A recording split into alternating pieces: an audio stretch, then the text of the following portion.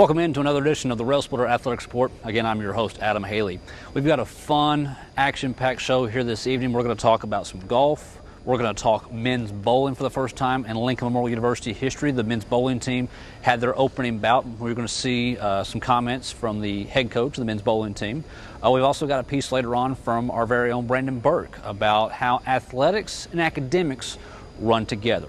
Before we get into any of the other interviews, let's tell you about some of the stuff that happened this past week. The women's volleyball team this past Tuesday, they were at home taking on Mars Hill University. It was neon night inside the Mary Mars Gymnasium, and Coach Michael and her team improved to 8-1 on the season. They're now 5-0 in conference play. They defeated Mars Hill 3-1, winning 25-13, 25-10, losing set 3, 27-25 before finishing off the lines 25-12. Liz Brock was our player of the game. She had 15 kills, 21 digs on the night. Samantha Cash is keeping it going this season. She had 16 kills. Bristol Snyder, libero that night, 20 digs in the victory over Mars Hill. We're going to tell you about their upcoming schedule this weekend a little bit later on in the Athletic Report. Also, men's and women's soccer, they were at home on Wednesday for World Cup Day at the LMU Soccer Complex. They took on the Tusculum College Pioneer team that was a little bit tougher of an opponent than they had the last time they were at home. The women's team lost 2-0. The men's team actually, Tusculum, come in 18th ranked in the nation, undefeated on the year. They walked out undefeated as well as men's soccer falls 2-0 on the same day. They'll both be at home this upcoming weekend, and we'll talk about that, as we said, a little bit later on. But we're going to take our first break here on Railsplitter Athletics Report. When we return, we'll preview the Brandon Burke story about athletics and academics and how it all comes together here at Lincoln Memorial University. Back after this on the Railsplitter Athletics Report. Pinnacle Performance Physical Therapy wants you to know you have a choice where to receive physical and occupational therapy. We take an individualized approach to treating people of all ages. Our therapist's goal is to assist all patients by reaching their pinnacle performance in school, work, and play. We have state-of-the-art equipment such as our Alter-G anti-gravity treadmill, used to rehabilitate injuries and pain throughout the body's lower extremities. Contact us for an appointment at 423-869-9923. Pinnacle Performance Physical Therapy, 362 Catalpa Avenue, Harrogate. Whether institutional case good or architectural woodwork, Nolan Products Incorporated of Knoxville has been serving East Tennessee, Southwest Virginia, and Southeast Kentucky since 1958. From concept to finish, Nolan Products custom builds to the highest quality standards to meet your facility specifications while using only the finest materials available. Nolan Products has been serving and meeting the needs and requirements of general contractors and architects in East Tennessee and surrounding area for more than 55 years. Nolan Products Incorporated, 912 Forsyth Street Northeast, Knoxville. Welcome back into the Railsplitter Athletics Report. A lot of times, a lot of people don't think about the athletes at the NCAA level being student athletes as well. A lot of us see them on TV. We hear about them on radio and during broadcast about how they're the point guards or the liberos or the middle hitters in soccer. But these are still student athletes, and especially down on the Division II level where Lincoln Memorial University is, the student athletes, the athletics and academics really has to come together a little bit closer than maybe you'll see at the Division I level. LMU Sports Network's Brandon Burke did some interviewing, did some digging on how athletics and academics comes together, and here's that story. Hello, I'm Brandon Burke from LMU Community TV Sports, and I'm here today with LMU men's Railsplitter basketball player Devin Hankins. Devin, thank you for speaking with us today. No problem. You are a redshirt senior, so this is your 5th year on the campus of LMU. So you are no stranger to the college life, if you will. Going to the library almost daily, and making sure you get all your work done. Generally, what is your basic process, or what are your study habits to make sure that you get all your work done so you can stay eligible throughout the basketball season? Well, first it starts in the classroom. You got to start with good note-taking skills, and once you get that, then you can bring that back to the room. Get peace and quiet, no distractions or anything, and then just go from there. Yeah.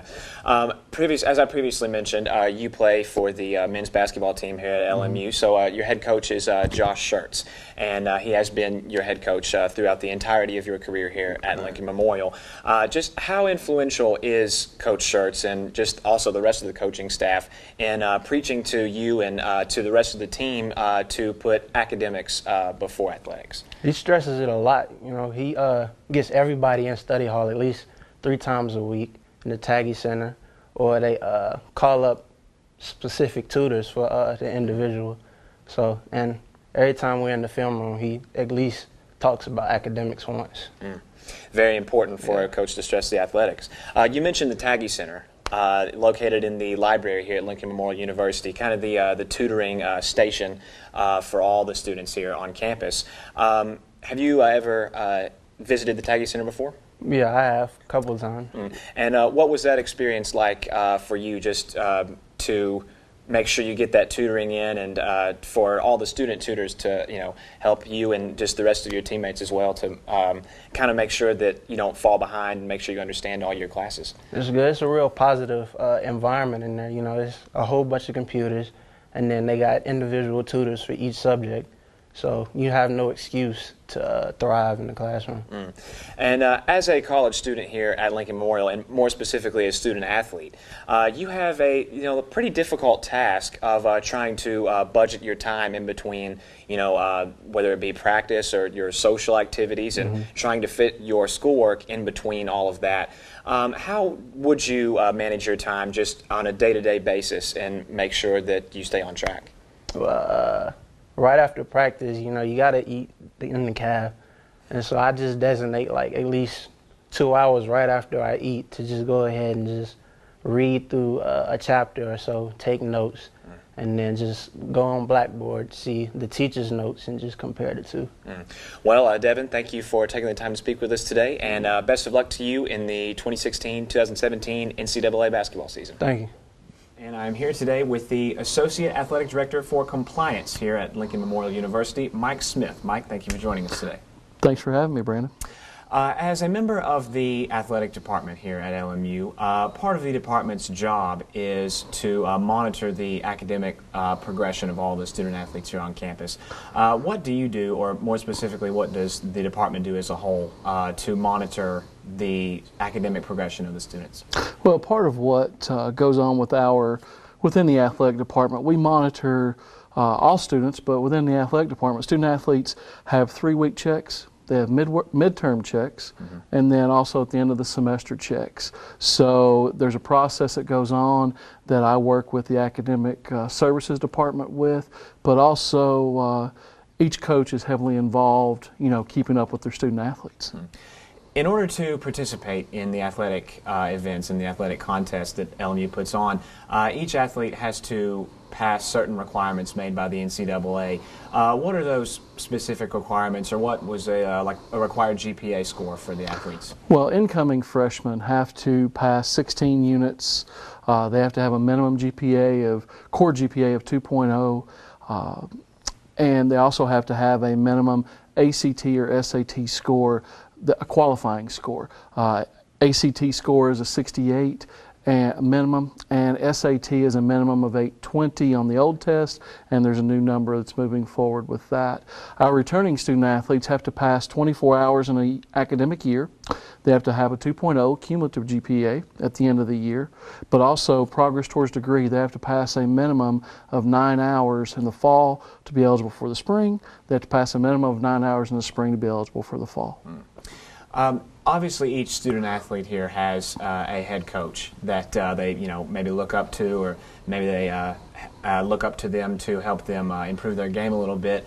But also, does each coach have a responsibility of monitoring their students' academic progressions? Yes, each coach has, they want to see their student athletes do well in the classroom and on the court or the field, and each coach primarily has study halls that the student athletes attend, and then also too, those student athletes can also go to the Taggy Center for advising and different means that they have available for their services. Obviously, you never want any student athlete's grades to fall or start to slip a little bit, but unfortunately, sometimes that can happen. What are the steps taken, or what is the process when an athlete's grades maybe start to fall behind a little bit? Well, I think part of it is they have individual meetings. The study halls are good, but also our Taggy Center has tutors available for not only student athletes but students in general that you can sign up for and have daily, weekly sessions with them that will help them improve in their classes as well. You did mention the Taggy Center located in the library of Lincoln Memorial University.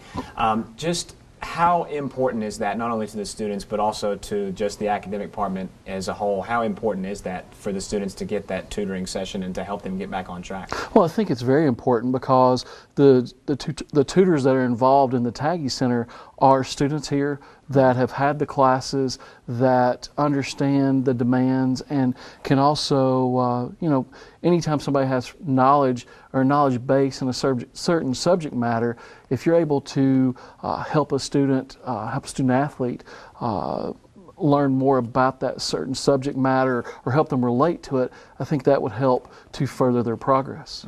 And one last question for you. Here at LMU, who is the faculty academic representative, and what are their duties? Alicia McNeil is our faculty athletic representative. She is a faculty member that is she is a mediator between the faculty and the student and our athletic department.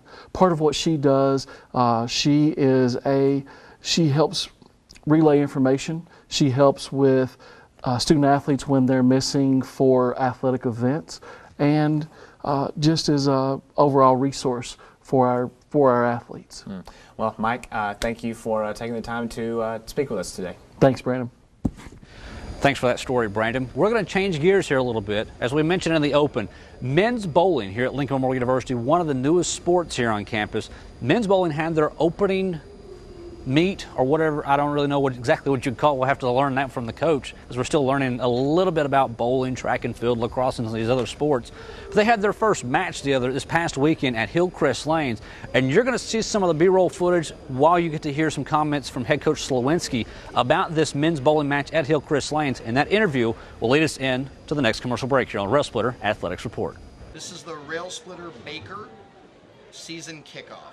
Because it's a Baker tournament only, there's no team games, only Baker game, combined individuals to bowl one single game. 36 total games of qualifying with bonus pins, and we'll be having the top 6 make match play. In that, the first 2 seeds will get a bye, and then we'll crown a champion today. Well, I think we really are in a good position because we can establish the cultural norms of the program. I'm very happy with the guys' performance this weekend as all true freshmen coming out. We finished 4th out of 10 in scratch, so we get national power ranking points for that. And they showed me a lot of poise and composure. The women will get started in New Jersey at the end of October with over 30 teams participating. They have a lot of fire in them to be really, really good, and I think this experience watching as volunteers is going to motivate them to work hard over the next 6 weeks to participate. And I like our chances to be in the top 20 in the season, and we'll keep working hard. We'll see where we end up, and if we can improve into January, then who knows what will happen. We're trying to win the East Coast Conference Championship, which I think we have a very good chance to do. And our goal is to have a very strong schedule to give ourselves a chance to get an at-large bid for the national championship, which is in Baton Rouge, Louisiana. NCAA women's bowling is Division 1, 2, and 3 combined. So we're what is called a national championships sport, where all of the divisions, all of those who sponsor that sport, compete for one national championship. The men are in full-time season at the moment. We practice 6 times a week, 5 days of conditioning and strength training in the morning, and 6 days of bowling. The women right now are on the 8-hour off-season training regimen, so they're with me on the lanes 2 hours a week, and we have conditioning and strength training 5 days a week. We don't calculate by games because we have different things we're working on. Sometimes it's working on the flow of a 5-person team Baker game. Other times it's working on individual skills or physical game development and biomechanics. So really, we don't go by number of games. It's really the amount of hours. So it's approximately 15 hours a week on lane. Are you looking for efficient, compassionate, and comprehensive health care for you and your family? If you are, visit Lincoln Memorial University Medical Clinics in Harrogate and New Tazewell. All healthcare providers are faculty members of LMU's DeVos College of Osteopathic Medicine and are board certified in their specialty. Multiple specialties available are family medicine, pediatrics, internal medicine, OBGYN, geriatrics, and osteopathic manipulative medicine. Locations in Harrogate and New Tazewell. Most insurance plans are accepted. The University Medical Clinic is here to serve you. Call 423-869-7190 for an appointment. It's the Old Town Grill. The Old Town Grill is a special place where you bring more than family, more than friends. Bring a hearty appetite, because at the Old Town Grill, you'll never walk away hungry. A delicious change from the ordinary. The perfect place to bring the entire family. The best food and plenty of it. Join the fun and treat your appetite to something special. It's the OTG. The OTG is the place to be. Welcome back into the Railsplitter Athletics Report. Now joined alongside by men's and women's golf coach Travis Muncy. First off, Coach, new season of Athletic Report. Welcome in. Thank you. Glad to be here. Interesting fall schedule you have. We're going to start on the women's side. You've got one tournament down. That was the Anderson Invitational, and it was a pretty good showing. Took second place. Yeah, both teams are really young this year. The women's for the first event went out and played, really strong, and we got room for some improvement on the women's side. Work on some short game stuff and some different things. We've had a week off to sort of prep for Tusculum, where it'll be the side of the 2017 SAC Championship. Talk about the women's team as a whole. Obviously, it's the fall. Golf really is more of a spring sport when you look at conference championships, but you tend to schedule a lot in the fall to get ready for that. Yeah, we golf is one of those unique sports where we have a non-championship season and a championship season, and we play as many tournaments in the fall as we do the spring. We play 10 events a year. We play 5 in the fall, 5 in the spring, but we do play the conference championship in the spring.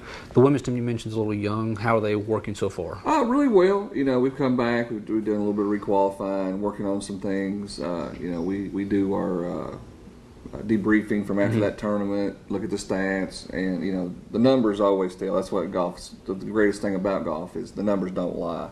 Do you need to work on your putting, driving, where you missed it, things like that. So the numbers tell us everything, so that tells us what we need to work on. Is there somebody in particular maybe on the women's side that you're looking at as that standout player right now, or is it more of a team effort? It's more of a team effort. Reagan Green is really stepping up, and she's starting to play really well. We're hoping for some big things from her this year. Got the Tusculum Fall Classic coming up on the women's side here pretty soon. You mentioned it's the side of the South Atlantic Conference Championships this year. What are you looking for? And obviously, I know every coach wants to go out and get that victory, but what are you looking for right now in that Tusculum Fall Classic, building for the spring? For top 3, that would put us right in there, as a good starting point. We're gonna get to see it again in the spring before the conference. So some of these girls have never seen it. We've in the past have taken our B team girls up to that event, so we had to change it out this year to get these girls to look at it as many times as they possibly can. It's golf's a little bit different. You're not playing the same court, the same specs every time, and it always changes. And they do have a few different holes up there. So, first 2 tournaments are Anderson and Tusculum, right inside of the conference. Was that by design, or was that just? No, it wasn't by design. We typically have always opened up at Anderson, and this year we switched it up to Tusculum. We've gone somewhere different in the past, but this year it wasn't by design. It just sort of fell that way. One of the cool things about golf is you get to travel to different places. And this fall, for both teams, and we'll talk about them in just a second, you're going to Myrtle Beach, South Carolina, which I know is great for the team. But also remember, you're actually down there to play golf in that big tournament. It's not a vacation. Yeah. They think we sit at the pool all day drinking Mai Tais, but no, we're out playing golf. The Myrtle Beach Intercollegiate, I know it's 2 tournaments away. Talk about that tournament a little bit. We'll use that as a transition. We co-host that one with Lenore Ryan, and we've been doing it for 10 years now. And we're changing golf courses this year. We've been at Sea Trail for forever. Now we're moving over to Ocean Ridge. They got 2 great golf courses over there. And, with golf, though, you got to be able to transition. We're going from bent greens to Bermuda greens, and, or fescue roughs to Bermuda roughs. So, our players are getting better to being adaptive, to be able to adapt to different green speeds, different grasses, and things like that. So we're transitioning that because both the men's and women's are going to be there. Your men's team, before we even get to the fall schedule, has been in the news all summer, it seems like, with one's father winning a tournament, then you have one of your own players winning a different tournament? Sam Broadhurst, Paul Broadhurst, his father, he just won again while we was in Florida out at the Pebble Beach, and I think the whole hotel heard us that night because, we didn't even go out to dinner. We had pizza brought in because Paul was playing, and, Sam wanted to watch it, we wanted to watch it, and, he was in the final pairing, 2 shots out of the lead, and ends up winning it. So, I think the whole hotel, all the teams knew that we were there watching it. And you also got George Duncan, who ends up winning the Scottish Amateur title. Yes, that was a great thing for George. George is playing really good right now. He led us down in Florida. He's playing some good golf, and that's beating off his summer success, and he's bringing it in here into his final year. Now, obviously, this is worldwide known with George. Both of those guys have put LMU on the map. That's what I was getting ready to say. Does it put a bullet on your back? Oh, yeah. And, people, he did beat out a kid from Armstrong Atlantic to win the Scottish Amateur. So, there's a lot of Scottish boys out there on other teams that, sort of got a target on his back wanting to beat the Scottish Amateur champion out there on the golf course. I imagine it helps with recruiting as well. It does. Especially we do go for a lot of international kids, and now that George has won it, people know Paul Broadhurst, Sam Broadhurst, they're getting to know LMU over there in the UK. You got 2 tournaments down so far on the men's side. You took 4th in your opening one, and then you actually tied for 9th in the Jay Jennison Cup of this past weekend. Yeah, if you read the article, it's a little deceiving. We did finish 9th, but we was only 4 shots out of 4th. Every shot counts.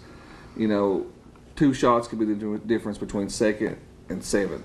So, with the competition we're at now, it's so tough and so difficult. I mean, we're playing the best teams in the region and country. We beat a lot of top 10 schools at the first tournament, beat several this tournament.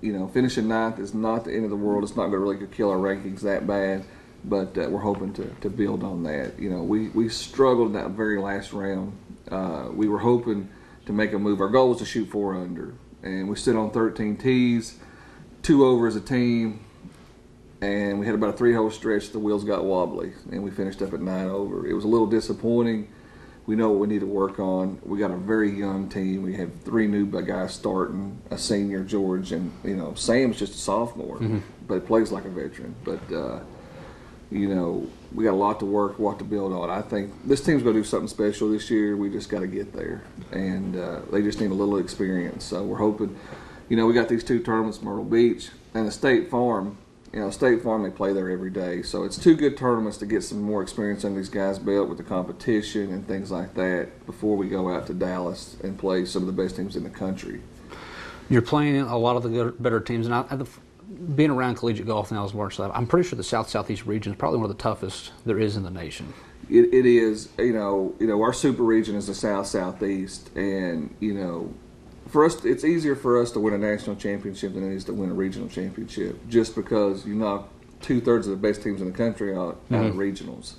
So the national champions come out of our region the past 10 years. We're playing against the best teams in the country, out of South Carolina, out of Florida, out of Georgia. So all the best golf schools are here in the South.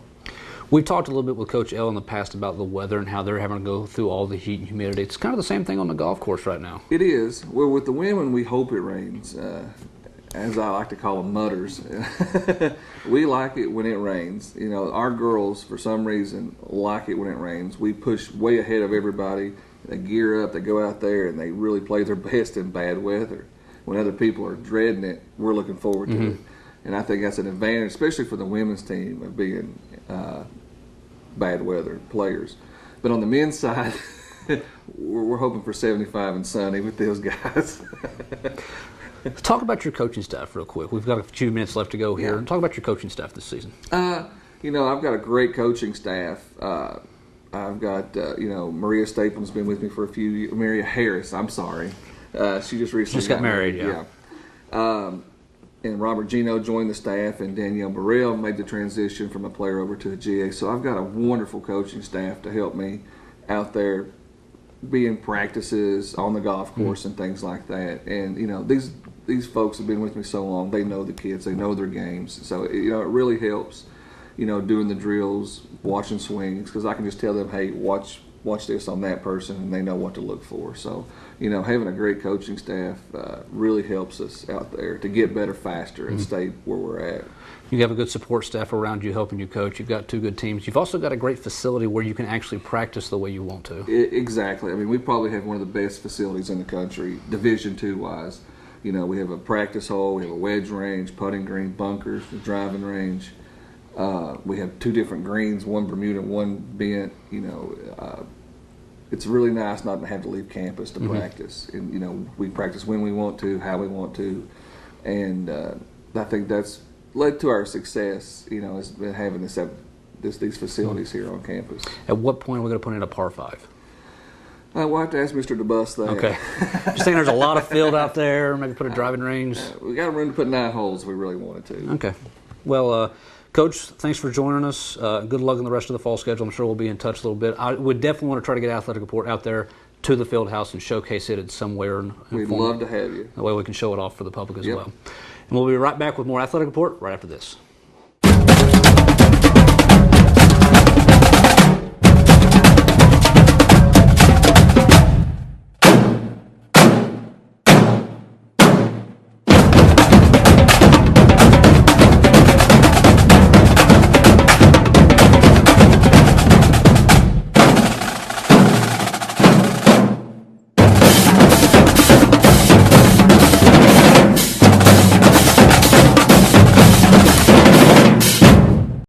Make K&K Metal Sales your only stop for all your residential and commercial metal building needs. For the past 23 years, K&K Metal Sales has covered the tri-state area with quality custom roofing and siding with many grades, gauges, and colors in stock. If you're looking for complete steel or wood building packages or steel or wood trusses, K&K Metal Sales can help with that, as well as heavy-duty custom carports. Great folks and great prices. Stop by K&K Metal Sales located at 6986 Cumberland Gap Parkway or call 423-869-4269. Welcome back in as we close off this edition of the Railsplitter Athletics Report. I don't know how well you can see it. We're standing inside of the Tex Turner Arena, and while it's not basketball season, there's a lot of stuff going on inside of the Tex Turner Arena. Again, I don't know if you can see the floor in our current camera shot or not. They've kind of redone it a little bit, more of a hardwood look, some two-tone looks to it. They've made it look even nicer than it did last year, which is kind of hard to do, but they've tend to have done it here. You can probably also tell behind me there's some orange barriers up and some different construction going on. A brand new state-of-the-art video scoreboard is going to be dropped from center court here inside of the Tex Turner Arena. Construction is not quite started on that just yet, but should be completed, we're being told, within the next 4 to 8 weeks, just in time for the opener in November. Very quickly, let's keep you up to date with what's coming up this weekend in LMU Railsplitter Athletics. Men's and women's soccer, they'll both be at home in the LMU Soccer Complex this weekend. They're taking on Lenore Ryan in conference play. The women will start at 1 p.m. The men will start at 3:30 p.m. It is Bark in the Park is the promotion, so come on out to the LMU Soccer Complex. Bring your dog. You have a fun time out there. There's a lot of grassy area for the dog to really enjoy themselves and play around. If you cannot make it, the LMU Sports Network will have coverage on the website at LMURailsplitters.com. Again, that's 1 p.m. for the women, 3:30 p.m. for the men. Rusty Peace will have the call for both those contests. The LMU volleyball team, they're on the road this weekend. It's a big night, Friday night, over in Wingate, North Carolina. As we mentioned, the women's volleyball team right now undefeated in conference play, 5-0. They're on an 8-game winning streak. They're technically a half game up over the rest of the competition in South Atlantic Conference play. There's 2 teams undefeated in conference play, and I believe you can guess the second one. It's Wingate. They're the Bulldogs.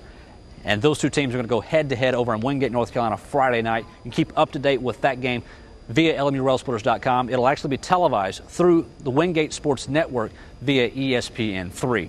On Saturday after that, they'll travel over to Hartsville, South Carolina, and take on the Coker Cobras. So good luck to head coach Jeannie Michael. Hopefully she can pull off 2 more victories on the road before they come back home. Their next home game is not till September the 30th when they'll take on Catalpa College. Again, good luck to Coach L and the soccer teams. They need a big victory here this week against Lenore Ryan. Come out and support them against Bark in the Park at the LMU Soccer Complex. That's all we've got here for this week's edition of the Railsplitter Athletics Report. Thanks to all of our guests, and we'll see you next week here on the Railsplitter Athletics Report.